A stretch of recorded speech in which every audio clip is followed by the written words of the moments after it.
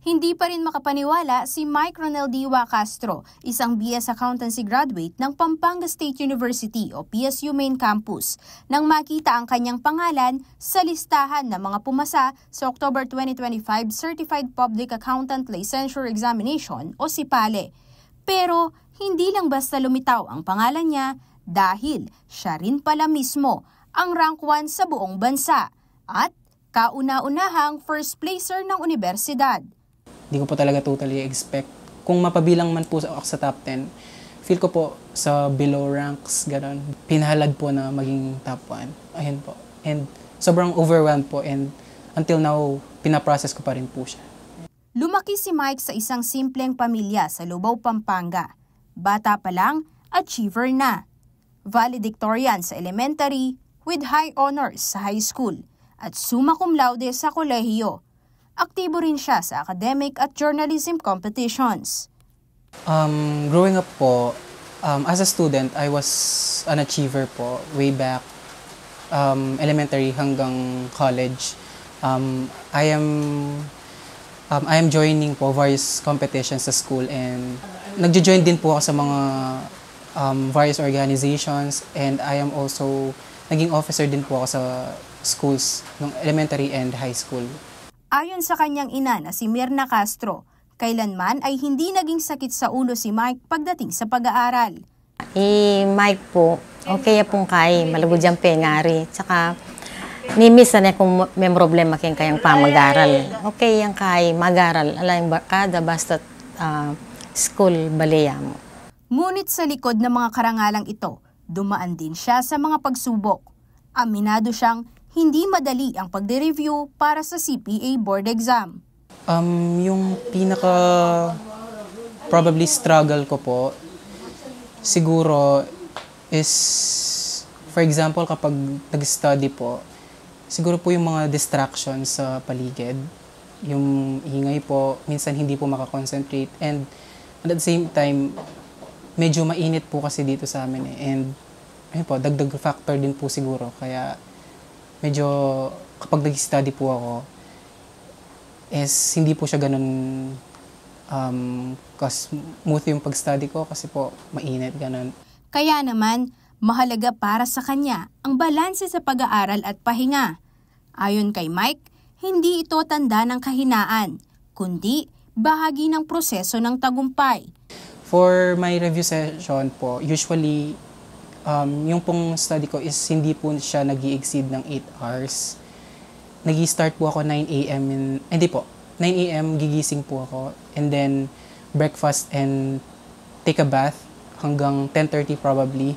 Then 10:30 po talaga yung mismong start po ng study session. And then yun po, tuloy-tuloy na po hanggang probably 11:30. Ayun po. And then matutulog po ako 1:30. And dun po sa mga study sessions ko, syempre, ini-incorporate ko rin po yung mga rest periods kasi as much as possible, iniiwasan ko po yung burnout. Matindi po kasi yung effect sa akin ng burnout. Hindi po masyadong nag-function yung utak ko kinabukasan kapag na-burnout po ako. Sa lahat ng kanyang pinagdaanan, pananampalataya ang naging sandigan ni Mike. Bago pa man lumabas ang resulta, ipinagkatiwala na raw niya sa Diyos ang lahat. Actually, wala naman pong sikreto. Probably it is a perfect combination of faith kay Lord and at the same time, effort po on my part. Faith po kay Lord, before the board examination, I surrendered everything po sa Kanya. Second po, effort on myself. Every day, nag-e-effort po ako. Binibigay ko po lahat ng kaya ko po sa review. Yung mga hindi ko po ginagawa nung undergrad na study habits is ginagawa ko na po nung mismong review season na.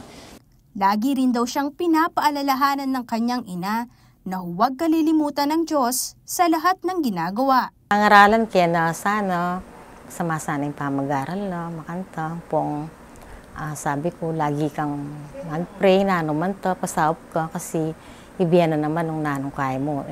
Nung yan naman ibiya, atin niya kaliwang plano. Kaya nang lumabas ang resulta, hindi raw niya napigilang maiyak at yakapin ang kanyang ina. Para kay Mike, ang karangalang ito ay bunga ng sakripisyo at pagmamahal ng kanyang pamilya. Basically, they are one of my source of motivation po. At saka, whenever I see them na nag-effort po para sa akin, mas dinodoble ko pa po yung effort in studying. Kasi po, lahat ng needs ko po sa school, lahat po ng essentials, pinoprovide po nila. Kahit medyo minsan kinakapos, ganun po. Still, never po silang nagkulang sa akin. Sobrang-sobra, balong explain king nung makananong tangka proud ko kaya. Sobrang saya yung daramdaman ko. Malaking tulong daw ang training at sistema ng PSU sa paghahanda nila sa board exam. Mula second year college, sumailalim na sila sa qualifying at pre-board exams na aniyay nakatulong upang maging handa sa tunay na sipali.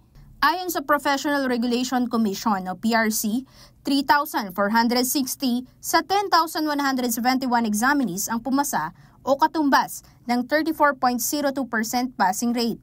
Kasama rin sa top 10 ang isa pang PSU graduate na si Lance Andre America na nakakuha ng rank 7 matapos magtala ng 89.83% rating. Para kay Mike, ang tagumpay na ito ay hindi lang kanya. Para din ito sa mga taong nasa likod ng kanyang journey. This triumph of mine, this achievement of mine po is not solely mine but also it is a shared victory po sa lahat ng taong sumuporta po sa akin ever since day one, especially po family and friends po. At sa mga kabataang nangangarap ding maging CPA, simple lang ang payo niya. BS Accountancy and the CPA licensure examination po, they are inherently hard. They are not easy, but they are not impossible po.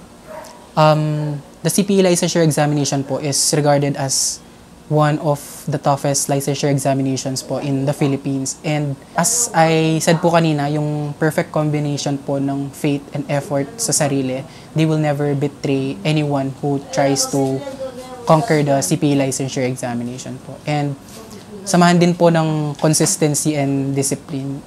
Aisel Fernando, CLTV 36 News.